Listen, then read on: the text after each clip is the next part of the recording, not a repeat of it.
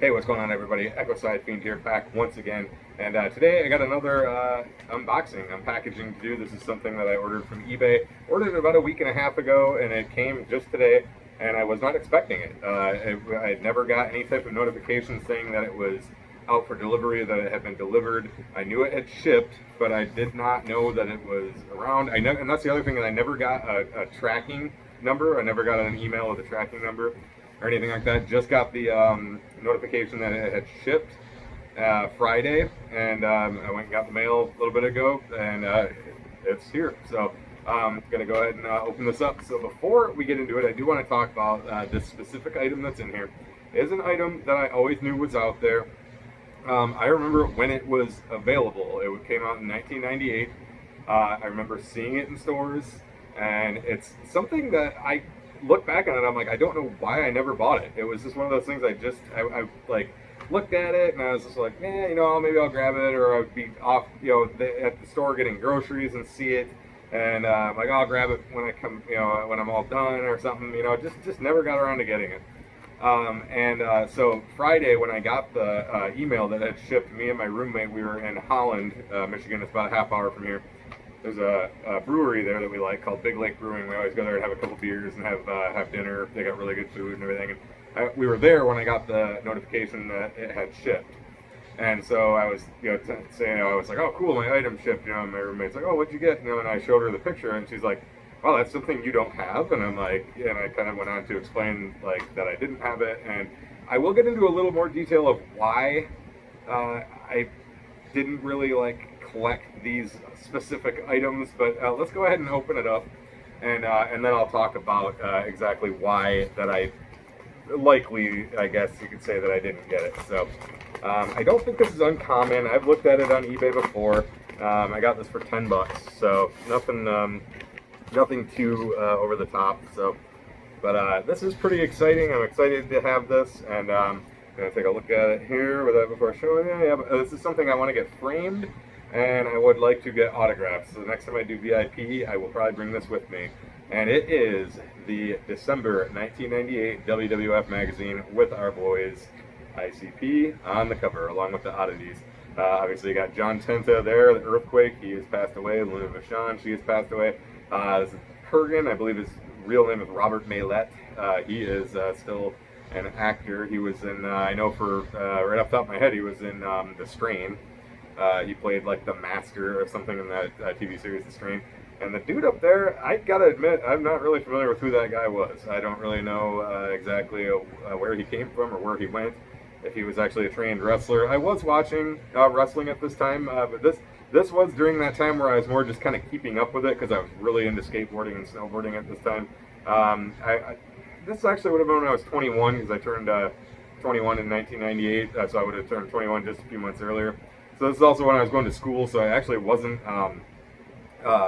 skateboarding and snowboarding as much at that time, because I was going to school like 3 days a week at community college. And this is also when I just started at the job that I'm at now, and so I was getting a little more back into wrestling. I never completely fell away from it, but was just kind of just keeping up with it here and there. But this is actually around the time when I really started getting back into it, but I was just getting back in right at this time. So I wasn't as familiar with this. I mean, I knew who the oddities were. I knew ICP was with them, but I couldn't tell you. At the time, I couldn't probably even told you.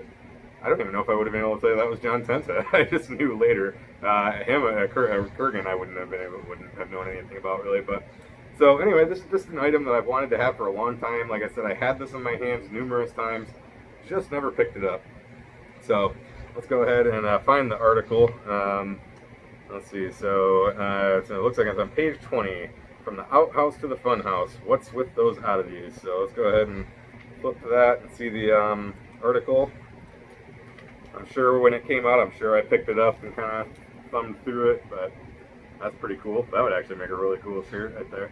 Again, I wasn't like huge on the oddities or anything like that, but so. Freaks like us, can the oddities trust the insane clown posse? A bit more here. I actually, after I'm done with this video, I am going to read this article. Even it might be 22 years too late, but and it looks like that is just those couple pages. So Um, there's a ad for WWF Warzone. That was a great game. I fucking loved it. I look back on it now. It didn't age very well, but that was actually like the first like next gen console wrestling game that I bought. So it kind of holds a little special place in my heart. So, but yeah, there's some other articles in here I'll probably read too, just to kind of see how they've held up with the times and everything. So still got the poster in there. I think it's an Edge poster. But yeah, pretty cool, man. So yeah, definitely. I think I'm gonna bring this with me next time I do VIP and get Jay and Shaggy's signature on it, and I'll frame it. Well, I'll probably buy a frame for it soon here and hang it up, and then when I do VIP again, because fuck, who knows when the hell there's gonna be concerts again. So, but as I was saying, what I wanted to talk about, one of the reasons that I think I probably didn't pick this up. So when I was growing up, when I first really got into wrestling, I actually subscribed to WWF magazine. I've got like 3 or 4 full years of the magazine still, like all in order in a box at my folks' house. And I got a few autographs in them from like when my dad would take us to see them live. My dad was a police officer. He's retired now, but he was a police officer, and they used to do security for a lot of the events. So my dad would get us, not necessarily backstage, but back kind of in an area where we could meet a few of the guys. And so I would bring these magazines with me and get autographs in them. But the reason I didn't really fall into buying these later is because obviously when you look through them, even today, is this even still around? To be honest with you, I'm not even really sure. They probably have at least a digital version, but they're kayfabe. You know, it's written like you know. So here's a thing about Gangrel. That's going to literally talk about Gangrel like he's 100% like an actual like vampire and all that stuff. You know.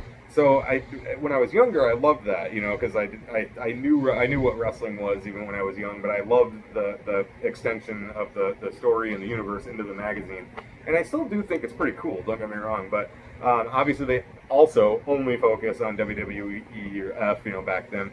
Where when I got back into wrestling when I was like in my you know, when I was like 20, 21, again was keeping up with it when I really got sucked back into it. I was buying like Pro Wrestling Illustrated and stuff like that. That's Smart, you know, magazine.